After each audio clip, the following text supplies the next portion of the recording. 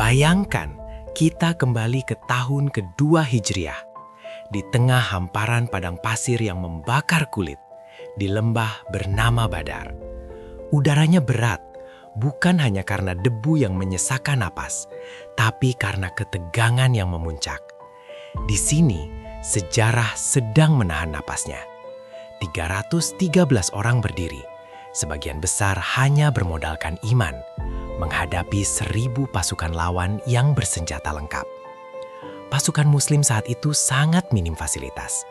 Unta terbatas, perbekalan sedikit, dan yang paling mencolok, hampir tidak ada kuda perang. Mereka adalah infanteri yang berjalan kaki menembus panasnya gurun, menyongsong takdir yang belum pasti dengan hati yang bergetar namun teguh. Namun, di tengah lautan pejalan kaki itu, pandangan kita tertuju pada satu pemandangan yang ganjil namun menggetarkan. Sebuah pengecualian yang menjadi simbol harapan.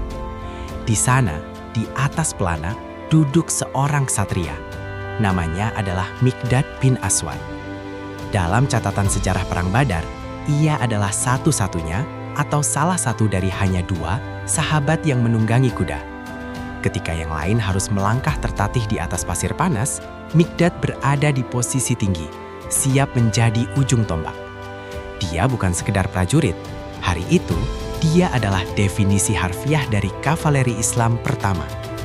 Kehadirannya di atas kuda bukan untuk pamer kemewahan, melainkan sebuah pernyataan perang bahwa Islam siap menerjang meski dalam keterbatasan. Keberanian Miqdad di Badar bukanlah keberanian yang muncul tiba-tiba. Jiwanya telah ditempa jauh sebelum pedang dihunus. Miqdad adalah salah satu dari As-Sadiqun Al-Awwalun, kelompok pertama yang memeluk Islam. Dia termasuk dalam 7 orang pertama yang berani menampakkan keislamannya secara terang-terangan di Mekah di saat orang lain menyembunyikannya karena takut akan siksaan. Bayangkan risikonya. Dia bukan berasal dari kabilah terkuat yang bisa melindunginya, namun dia berdiri tegak menantang badai kekufuran. Siksaan demi siksaan di Mekah tidak mematahkan tulangnya, justru mengeraskan tekadnya seperti baja yang ditempa api. Kuda yang ia tunggangi di Badar hanyalah perpanjangan dari jiwanya yang memang tak pernah mau tunduk pada rasa takut. Sebelum debu perang berterbangan, ada satu momen kritis yang menentukan nasib pasukan ini. Rasulullah SAW mengumpulkan para sahabatnya untuk bermusyawarah. Situasinya genting. Mereka keluar bukan untuk perang besar, melainkan untuk mencegat kafilah dagang. Namun kini mereka dihadapkan pada pasukan tempur penuh.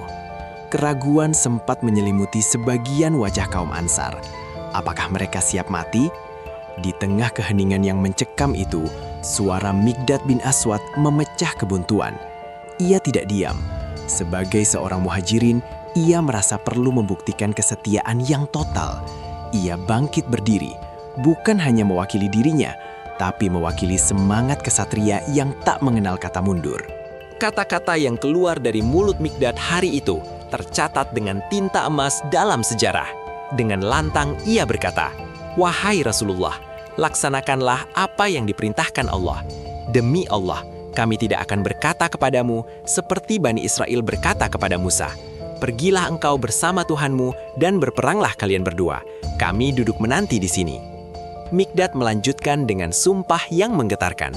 Tetapi kami akan berkata, "Pergilah engkau bersama Tuhanmu dan berperanglah, dan kami ikut berperang bersamamu. Kami akan berperang di kananmu, di kirimu, di depanmu, dan di belakangmu."